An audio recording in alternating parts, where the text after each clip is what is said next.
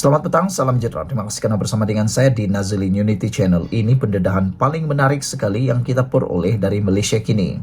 Sokongan Melayu dah merosot sebelum UMNO DAP bekerja sama, kata Puan Zarkasi. UMNO mengakui sokongan pengundi Melayu kepada parti itu merosot. Namun ia bukanlah berpunca daripada keputusan untuk bekerja sama dengan DAP melalui Pakatan Harapan PH. Tambah ahli Majlis Kerja Tertinggi MKT UMNO itu, kemerosotan sokongan kepada parti terbabit sudah dapat dilihat sejak berlangsungnya PRU 14 pada 2018. Benar, sokongan Melayu merosot. UMNO tidak apologetik. Sokongan merosot sebelum UMNO dan DAP bekerja sama. Merosot dari PRU 14 lagi, kata beliau. Pada masa sama, Muhammad Puan menganggap ada pihak tertentu dalam UMNO sendiri yang menjadi duri dalam daging. Katanya, ada tali barut bersatu yang menjajah naratif tertentu untuk memburukkan UMNO, sekaligus menjejaskan sokongan orang Melayu kepada parti berkenaan, khususnya semasa pilihan raya kecil di Kemaman minggu lalu. Tetapi kerana Kemaman, terdapat tali barut bersatu tuduh UMNO jadi barua DAP. Mereka termasuk Tun Mahathir Mohamad dan Muhyiddin Yassin yang mendesak UMNO keluar dari Kerajaan Perpaduan, katanya dalam satu hantaran di Facebooknya hari ini. PRK Kemaman pada 2 Disember lalu menyaksikan PAS mengekalkan mandat di kerusi Parlimen berkenaan apabila calonnya Ahmad Samsuri Mokhtar mengatasi calon Barisan Nasional Raja Mohamed Effendi Raja Mohamed Noor dengan majoriti 37,220 undi. Jumlah itu bermakna Ahmad Samsuri yang juga naib Presiden PAS meningkatkan jumlah majoriti kemenangan calon PAS di Kemaman sebanyak lebih 10,000 undi berbanding diperoleh calon mereka dalam PRU 15 lalu. Ini Cik alias Hamid.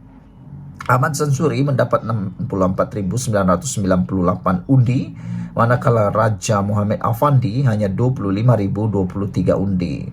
PRK Kemaman diadakan selepas Mahkamah Pilihan Raya Terengganu membatalkan kemenangan Cik alias Ekoran wujud unsur sokongan dilakukan parti berkenaan sewaktu tempoh berkenaan. Kemenangan itu menyaksikan beberapa pemimpin pembangkang termasuk Muhyiddin menggesa UMNO mengkaji semula kedudukan mereka yang bekerjasama dengan PH dalam kerajaan. Selain pembangkang, ada juga tokoh UMNO yang bersuara secara terbuka agar parti itu juga mengambil langkah sama. Misalnya bekas Ketua Penerangan parti itu, Isham Jalil. Presiden UMNO Ahmad Zainamidi bagaimanapun mendakwa Ahmad Samsuri mendapat undi yang besar kerana pengundi putih UMNO tidak keluar mengundi. Katanya, hanya 68.3% pengundi putih UMNO keluar menunaikan tanggungjawab pada PRK Sabtu lalu. Timbalan Presiden UMNO Muhammad Hassan pula mengakui usaha UMNO untuk menarik balik sokongan pengundi Melayu masih sukar, namun ia bukanlah mustahil. Muhammad Puan berkata, apakah keputusan UMNO menyertai Kerajaan Perpaduan atas dasar tanggungjawab itu boleh dianggap meletakkan parti itu sebagai barua kepada DAP?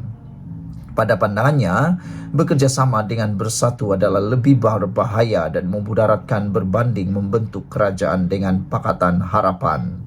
UMNO tidak sesuai pun bergabung dengan PH. Sebaliknya, UMNO tidak sertai pun gabungan PH, kata Puan. Sebaliknya menyertai Kerajaan Perpaduan atas dasar tanggungjawab. Apakah itu barua DAP? Menjadi barua bersatu lebih berat. Bunuh UMNO, katanya lagi. Jelas Muhammad Puan, keputusannya untuk menyertai Kerajaan Perpaduan dibuat selepas UMNO bertanding secara solo dan hilang banyak kerusi. Hasil keputusan PRU 15 itu, katanya, UMNO mempunyai dua pilihan, iaitu sama ada untuk membentuk kerajaan bersama PH atau Perikatan Nasional yang akhirnya akan membunuh UMNO. Saudara-saudara sekalian, itu sebabnya, kata Puan, tidak mahu bergabung dengan bersatu dalam Perikatan Nasional, tidak mahu bekerjasama dengan UMNO UMNO tidak mahu bekerjasama dengan bersatu dalam Perikatan Nasional kerana ini bukan saja menyebabkan UMNO tidak dapat berkuasa dalam kerajaan, tetapi juga membunuh UMNO itu terus. Itu sebabnya kena berhati-hati, kata Puad Zarkasi. Sekian dulu untuk kali ini. Jangan lupa tinggalkan komen Anda, tekan butang subscribe. Kita jumpa lagi. Bye-bye. Selamat petang, salam sejahtera. Terima kasih karena bersama dengan saya di Nazilin Unity Channel. Isu yang hangat pada petang ini ialah apabila ada salah seorang daripada netizen dalam ruangan komen di konten saya mencadangkan satu perkara yang luar biasa tentang rombakan Kabinet Anwar Ibrahim. Ini kalau benar-benar berlaku pasti akan membuatkan Perikatan Nasional mati duduk ataupun tak mampu melakukan apa-apa lagi rancangan selepas ini. Ada netizen mencadangkan supaya Datuk Seri Anwar Ibrahim mengambil beberapa tokoh pemimpin UMNO yang sebelum ini kelihatan pernah seperti bersama dengan Perikatan Nasional menyokong Muhyiddin Yassin. Antara orang tersebut yang dicadangkan, maksud saya ialah orang yang dicadangkan supaya dapat masuk dalam Kabinet Anwar Ibrahim ialah tentulah nama yang sudah agak sepi sejak Domenjak ini, yang mana orangnya adalah orang yang amat berpengaruh, yaitu Hishamuddin Tun Hussein. Ada netizen mencadangkan supaya Hishamuddin Tun Hussein yang pernah menjadi beberapa kali menteri, beliau ini sudah lama pernah menjadi menteri dan cukup pengalaman dalam pelbagai bidang kementerian. Jadi mereka mencadangkan supaya Hishamuddin Tun Hussein diletakkan untuk menggantikan Salahuddin Ayub yang meninggal dunia.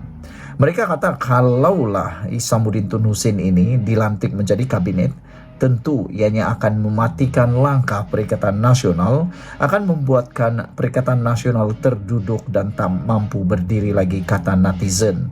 Selain daripada itu, mereka kata pengaruh daripada Hishamuddin Tun Hussein boleh menyebabkan tindakan Muhyiddin, tindakan Taqiyuddin, tindakan Perikatan Nasional yang tak habis-habis nak memancing calon-calon ataupun calon ahli parlimen daripada UMNO Barisan Nasional untuk cuba menyokong Perikatan Nasional, akan menyebabkan langkah itu akan mati dan tak akan dapat diulang sampai bila-bila lagi sehingga PRU 16 akan datang. Orang yang kedua yang dicadangkan untuk dimasukkan dalam Kabinet Anwar Ibrahim, tentulah mereka kata apa salahnya Anwar Ibrahim melantik Khairi Jamaluddin sebagai senator untuk menganggotai kabinet beliau. Sekurang-kurangnya dilantik menjadi timbalan menteri, dan lebih baik lagi kata netizen dilantik sebagai menteri. Hal ini kerana Khairi Jamaluddin merupakan sosok yang membawa banyak pengaruh kepada orang muda. Selain daripada itu, apa yang dikata oleh Khairi Jamaluddin begitu dapat mempengaruhi ramai anak-anak muda, para pengundi, bahkan generasi muda. Jadi dengan itu, mereka kata kalau Khairi Jamaluddin dibawa masuk sebagai senator, ianya tidak akan mempengaruhi UMNO, walaupun mereka telah memecat Khairi Jamaluddin. Kerana kalau dia dilantik sebagai senator, maka ianya atas kapasiti sebagai seorang senator semata-mata. Orang yang ketiga yang dicadangkan oleh netizen untuk dibawa masuk ke dalam Kabinet Datuk Seri Anwar Ibrahim ialah Ismail Sabri Yaakob, iaitu bekas Perdana Menteri kita yang lalu. Mereka mencadangkan supaya Ismail Sabri Yaakob dilantik sebagai salah seorang menteri kanan kepada Anwar Ibrahim. Kata mereka dengan itu tidak akan lagi wujud blok ataupun kumpulan geng. Geng pun boleh sebut blok yang tak menyokong Zaid Hamidi atau menjadi sasaran kepada Perikatan Nasional untuk dipancing, kata mereka. Dengan tiga pribadi ini, kalau berjaya dimasukkan dalam kabinet, kata mereka, ianya akan lebih dapat membuatkan pentadbiran negara lebih kukuh dan lebih baik. Kerana selain daripada faktor politik, mereka ini, tiga pribadi ini juga adalah pemimpin yang amat berpengalaman. Dan salah satu lagi yang ingin netizen katakan boleh dibawa masuk dalam kabinet Datuk Seri Anwar Ibrahim, ini satu cadangan semata-mata, ialah dibawa masuk semula mantan Presiden Parti Muda yaitu Syed Saddiq Said Abdurrahman. Walaupun ramai yang mengkritik bahwa itu tidak boleh kerana Syed Saddiq Said Abdurrahman adalah orang yang sudah dijatuhkan bersalah dan mungkin akan menjadi liability kepada kerajaan perpaduan ini. Namun demikian harus diingat bahwa di mana-mana sekarang pun parti politik dan gabungan ada liability berkaitan mahkamah dan dijatuhkan hukuman bersalah. Jadi oleh sebab itu kata mereka tiada masalah untuk Syed Saddiq Said Abdurrahman menyumbang tenaga sebagai pemimpin muda dalam kerajaan perpaduan dan rombakan kabinet tersebut. Dan yang keempat yang dicadangkan supaya menjadi salah seorang daripada ahli kabinet kepada rombakan Anwar Ibrahim ialah tentulah mereka mahu supaya anak Anwar Ibrahim sendiri iaitu Nurul Izzah untuk dimasukkan sebelah kepada kabinet. Tapi yang paling kontroversi yang saya jumpa di dalam komen netizen itu ialah beliau mencadangkan atau mereka mencadangkan satu cadangan yang kontroversi dan saya tahu anda tak akan minat. Tapi mungkin boleh difikirkan dari segi langkah strategi politik. Kata mereka, apa salahnya melantik semula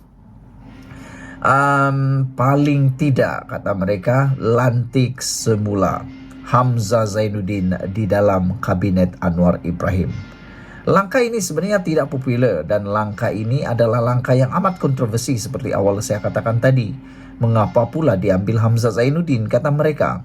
Hal ini kata netizen tersebut, beliau kata, kalau Hamzah Zainuddin berjaya dijadikan menteri walaupun daripada blok pembangkang, maka ini akan dapat menstabilkan kerajaan. Kata mereka, lebih baik kita memikirkan kestabilan kerajaan ini, kestabilan ekonomi, politik, sosial yang ada di Malaysia selama 4 tahun ini daripada berpolitik, kata mereka. Jadi netizen tersebut mengenepikan unsur politik di dalam cadangan tersebut. Jadi inilah yang paling kritikal dan paling kontroversi, yaitu mencadangkan Hamzah Zainuddin dilantik sebagai salah seorang menteri dalam kabinet.